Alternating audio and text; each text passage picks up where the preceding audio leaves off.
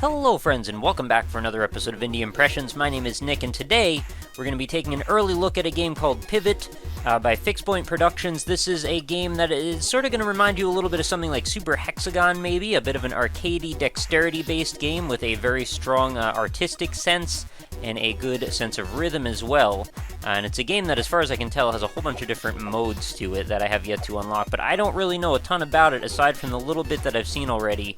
But I haven't played it yet. This is my very first time jumping into the game. So we're going to start up with Voyage mode, and if you're wondering what does X open up, this is just your control options, and we could switch some stuff around with that. And there are our credits. Alright, so let's jump into the actual game. We'll do a Voyage, and here we are. So we can do left and right bumper is all we really need to control, and we've got this little circular radius, and then there's a little, like a pendulum-looking thing with a ball hanging off of it. And I believe our only goal here is not to spike ourselves on all these various projections coming off of the central line. And we'll be moving along to the rhythm and the beat of the background music. And I did try and make sure the background music was a bit more emphasized than usual. And it looks like we've come up with a bit of a combo there as we transcend. That level looks like it is now complete. And we will start filling up our circle again with a new background rhythm. You did see for just a second as we zoomed by, there seemed to be a little bit of like a progress bar showing you how far we've gotten. So I believe the whole challenge here is just as things start to get a little bit more intense and difficult, we're going to be watching out for various types of obstacles, making sure to steer our ball around it without smacking into stuff. And so far, so good. Definitely gives me a little bit of the feeling of like one of the Bit Trip games. And there was another game, I think it was called Prone or Prown, I'm not sure how to pronounce it, but it was like a racing game where you raced a marble along a line, and it had a similar vibe to this, but not quite as nice as soundtrack, if I remember correctly, but I never actually got to try that one. Alright, so we seem to be alternating between sort of like a, in the middle of the melody mode and like an outside of the melody mode, which seems to maybe be playing everything backwards or parts of it backwards, sort of like a little parallel musical dimension. And that's totally what's the thing that's reminding me of the Bit Trip games, because there was always that moment in, I think it was Bit Trip Beat, where if you'd miss enough of the balls when you were trying to hit them with the paddle, eventually you would go into, like, save your life mode, and you would have to make sure that you could hopefully, redeem yourself, and something like that would happen. So far things have been pretty easy, but we are on the most basic mode, still getting started. I hit into that thing.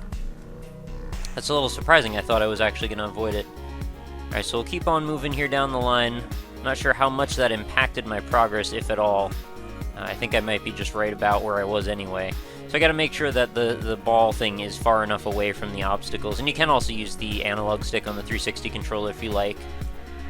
Now, I said this was a preview or an early look at the game. It is coming out real soon from the point of this... Oh, we've got a new obstacle here. From the point of this recording. So probably by the time you see it, if you don't see it on like the day of it going up, it may be available already, but it does have a Greenlight campaign. For a second, I thought I was supposed to pick those up, and I'm not sure why, because the second before that, I was avoiding them. So you have to dynamically switch around there. But yeah, I will be putting all the links there for both the Greenlight and purchase links when such things are available. I believe the Greenlight campaign is up right now as of the time of this recording. But yeah, I will be doing any, supplementary linkage that is necessary. So here we go. We have, just about finished another level. That is a little bit more challenging. You have to guide the thing along. I wonder if there's a way to, like, steer it outside of the realm of those little nodules or whatever you want to call them. And you don't actually seem to have to steer the ball into these nodes. It just seems to pick them up just by traveling down them. And that was a really bad move there. Just needed to stay on the outside. It's sort of making me wonder, like, how close is the collision detection as you get around things? I would hope that it would be fairly accurate in a case like this, since the game could kind of hinge on, potentially like a high score situation on one move, or just not being outside of the realm of smacking into... Okay, we've got another new obstacle. We've got little, like, windmill designs going on. I'll just try and avoid those. So far, so good. I can definitely see the potential here when things start to pick up in speed and ferocity. We're going to have quite a challenge on our hands. So far, though, things have been very manageable. I might say, if I was being a little bit cocky at the moment, that I might have, decent dexterity when it comes to games like this.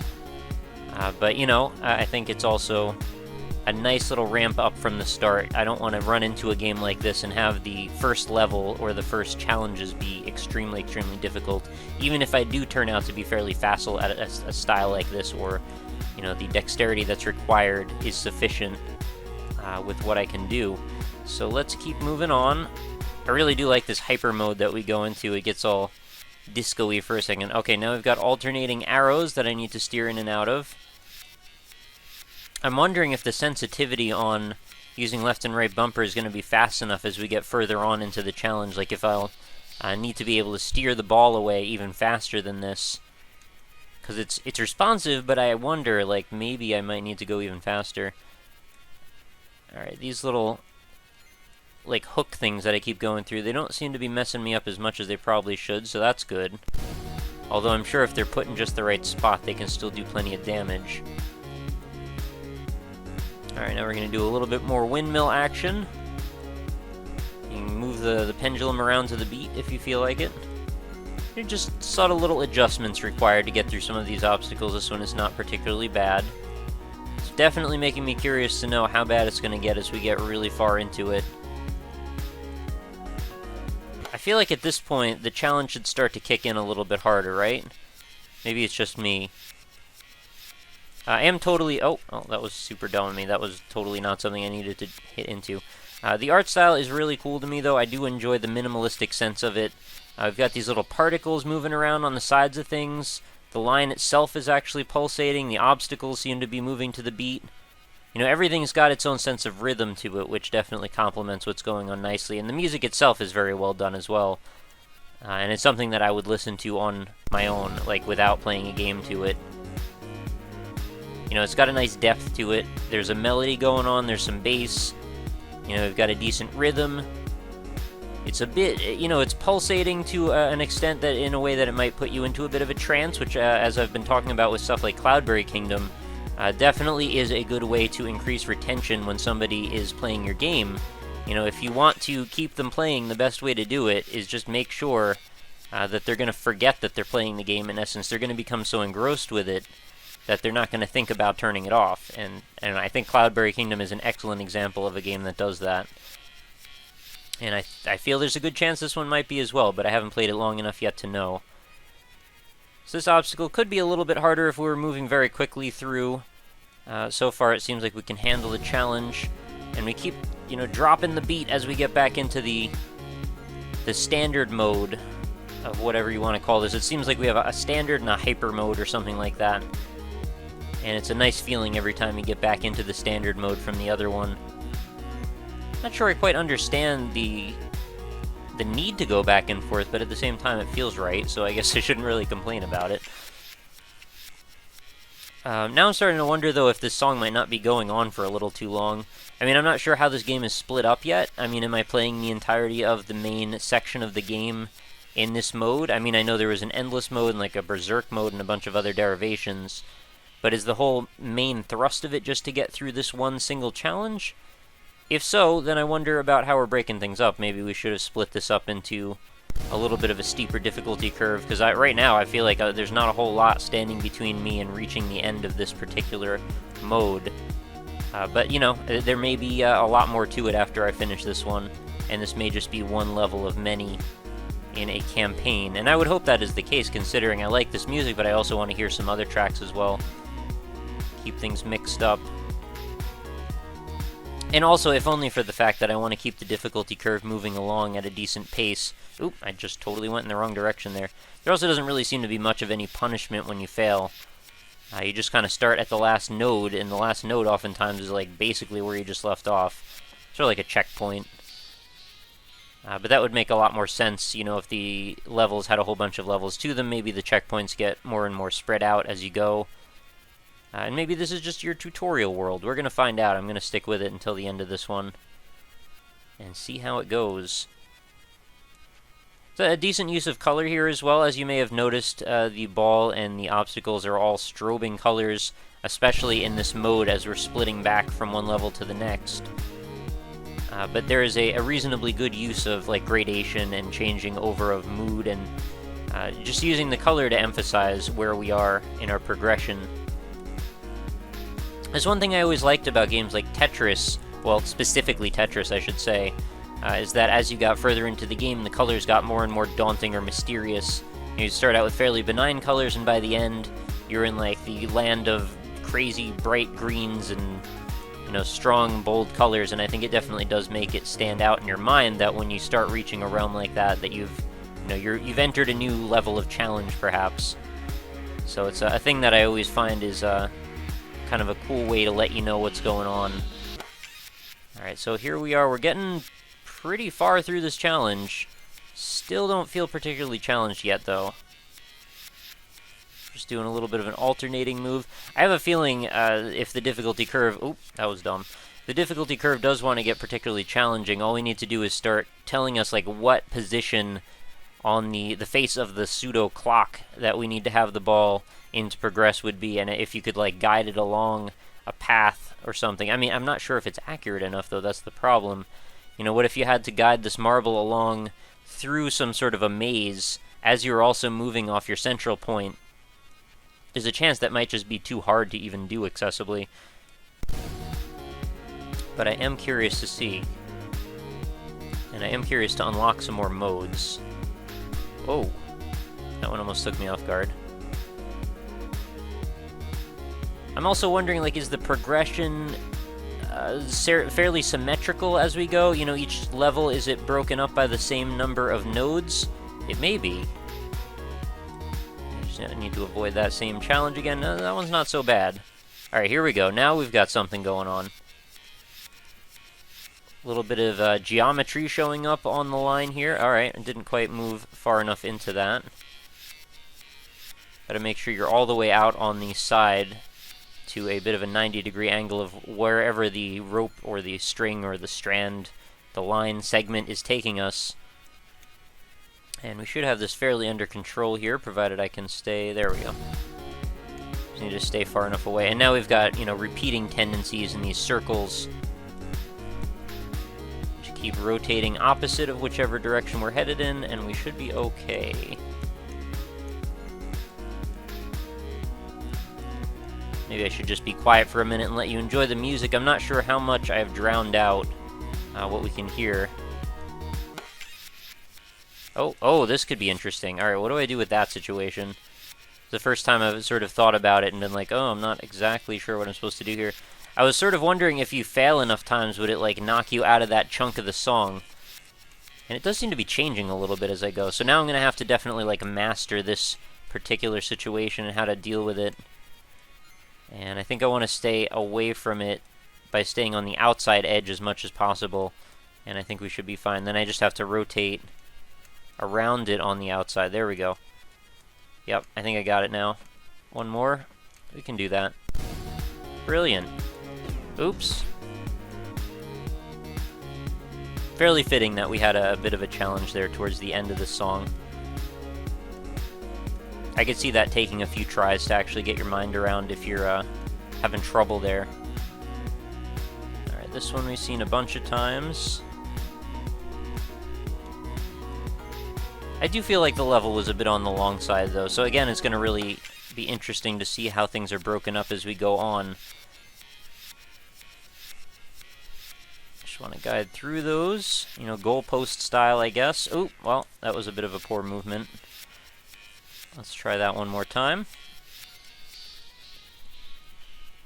You have to be constantly adapting to the direction that the strand or the string or whatever we're calling this is taking you in, and make sure that you're able to counter whatever direction that is. You're kind of steering yourself along it as you go in a weird way, but you don't have to necessarily until you actually get to the obstacles. Alright, so we're down to, I think, one more chunk here. Oh, okay, almost got me on that one. Alright, go for the outside, and it's probably going to throw another one of those little bendy things at me that I'm going to have to go on the outside edge of. That's probably going to be the final challenge, so I think that was the most difficult so far of what we've seen. There it is. Yep, test all your learned knowledge so far. I think that is how... Oh, what is this? Oh, I've got to go around a circle. This is cool. This is something different and new. Yeah. Feels good, man. I knew those sorts of challenges would be coming up. Oops. Oh, I went the wrong way. Alright, so just spin around that. Oh, gotta go the other direction. Alright, this is good. This is where I want it to be challenge-wise. I don't mind failing a few times. It means I have to get a little bit better to progress. And then we want to go this way, that way, this way, that way. And then I gotta spin around this one again. Alright, that one goes under, under. And are we gonna do a third? We are. They really make sure you can master each challenge before you go forward. And this one's taking a moment here. Oh, that was probably not the correct way to do that, but I still made it through, just barely. Wow, this is a lot of tests of the same ability. Which begs the question, what if you just mess up once? You're kind of screwed, unfortunately. So you gotta be real careful about that. Alright, cool. I believe that puts us at the star. Hopefully. And, oh, alright, well I shouldn't hopefully have to do that last chunk again. Yeah, we're good. And just a little bit more careful movement, and we're gonna be done with this level. Or this song, or this progression, whatever you want to call it. Oh, we're doing the outside edge thing again. We're probably testing all of our skills one more time. I think it might be varying up the obstacles a little bit. Because, yeah, the degree with which they're coming at me, it doesn't seem to be the same every time. Which I'm totally cool with. I think that's probably good. Otherwise, this all gets to be about rope memorization, and I don't think that's quite as fun as being able to adaptively change. Wow, that was real weird. If I could have gotten through it like that, that would have been kind of interesting. Oh yeah, so this totally is changing each time. Unless it just pushed me back a rung, in which case I'm going to be kind of sad about that. Nope, it didn't. Now, would the challenge here be to try to get through this in as short a time as possible, or is there some sort of a score being associated with this? I'm not sure yet. I mean, it seems like the type of game, like, the fewer times you hit into stuff, the higher your score would be, or something like that. And you just want to make sure you keep progressing. So it's a weird difficulty curve, though. It seemed like at first we were doing things that were all way too easy, and then we get to a point, it's like, maybe it's just me spazzing out. But I didn't seem to be able... Oh, that was just dumb, though. I just sort of tackled that block for some reason. But yeah, then all of a sudden, things got a lot harder. Scumbag Nick complaining about how easy the difficulty was for so long, and then complaining that it got hard all of a sudden. Can't win with me. Alright, one or two more challenges, and we should be out. Oh, we can do this. And the end. Voyage complete! Sweet ending, too. Alright, voyage is done. That unlocks Expert Voyage and not the other two. So I guess then our challenge moves on to here. And I'm just going to do the very beginning of this to get an idea of how much more expert-like it is. I like that the little bits of the architecture start to disappear as you move away from them as well. It's like, okay, you've conquered that challenge, and I think this is going to be just as long as the other one. I do like this a different music track, too.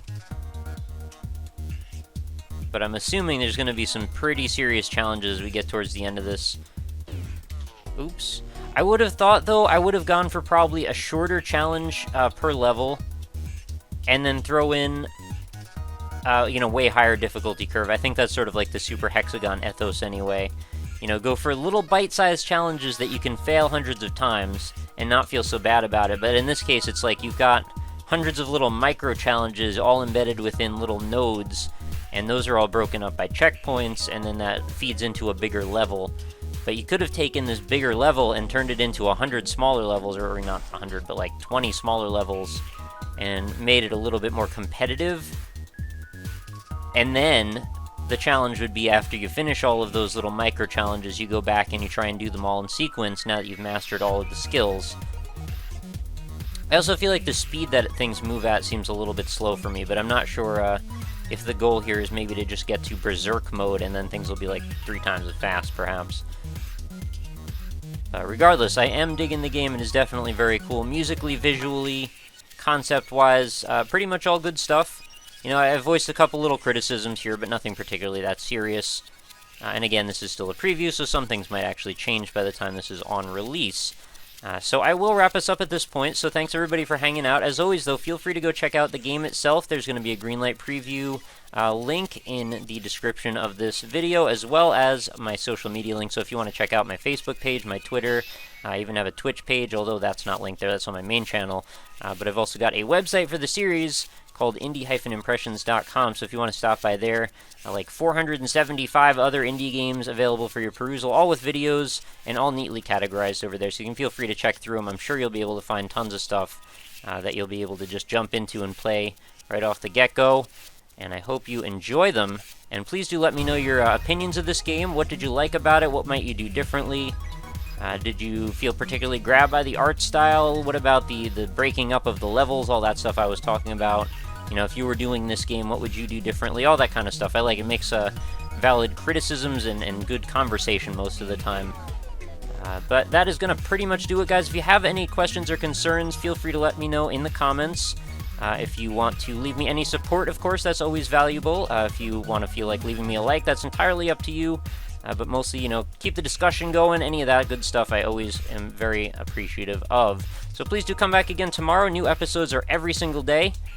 So I hope to see you back there, and I hope you have a lovely night. Make sure you go check out Pivvot.